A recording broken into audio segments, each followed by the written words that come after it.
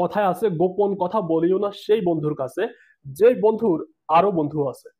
কারণ হচ্ছে, যখন কোনো গোপন কথা কারোর কাছে বলেন, তখন সেই কথাটা ওই লোকটা আবার অন্যজনের কাছে বলে, এইভাবে এক কান দুই কান হইতে হইতে কিন্তু কথাটা আর গোপন থাকে না, তখন এটা পাবলিকলি চলে আসে। ঠিক এমনটা ঘটনা ঘটছে আসলে শেখ হাসিনা এবং তানভীরের ফোন আলাপের ক্ষেত্রেও। তানভীর কি করছে, তার ফোন আলাপটা তিনি রেকর্ড করে রাখছেন, এবং ইটস ভেরি সিম্পল, যেহেতু তিনি শেখ হাসিনার একজন খুব কাছের মানুষ ছিলেন বা ঘনিষ্ঠ একজন কর্মী ছিলেন, তো সেই সুবাদে হয়তো তিনি আপার সাথে কথা বলছেন এবং আপা আপা বলে বারবার সম্বোধন করছেন। এবং কি কারণে বারবার আপা আপা বলছেন, এটাও আসলে তানভীর তার ভিডিও বার্তা ক্লিয়ার করছেন। দর্শক, গতকালকে তানভীরের একটা ভিডিও বার্তা সোশ্যাল মিডিয়াতে আসে এবং সেটা নিয়েও কিন্তু ব্যাপক আলোচনা সমালোচনা হয়।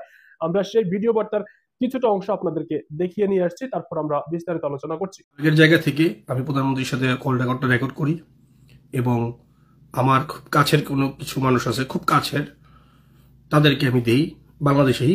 তাদের পক্ষ থেকে কেউ হয়তো এটা লিক করে কোনো মিডিয়ার হাতে দিয়ে দেয়, পরবর্তীতে মিডিয়া এটাকে হাইলাইটস করে বিশাল একটা নিউজে পরিণত করে।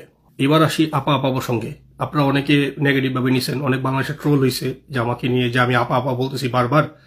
প্রথম কথা হচ্ছে, যতবার আপা আপা আপনাদেরকে শোনানো হয়েছে, আমি এতবার আপা আপা বলিনি।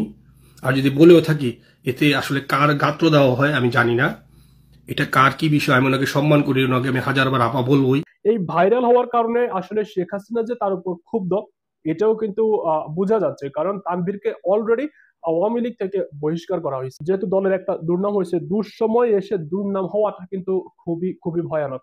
সেখানে বলা হয়েছে যে শেখ হাসিনা তিনি নিজের মুখে বলছেন যে তিনি দেশের খুব কাছাকাছি আসেন, যেন ছট করে তিনি ঢুকে যেতে পারেন।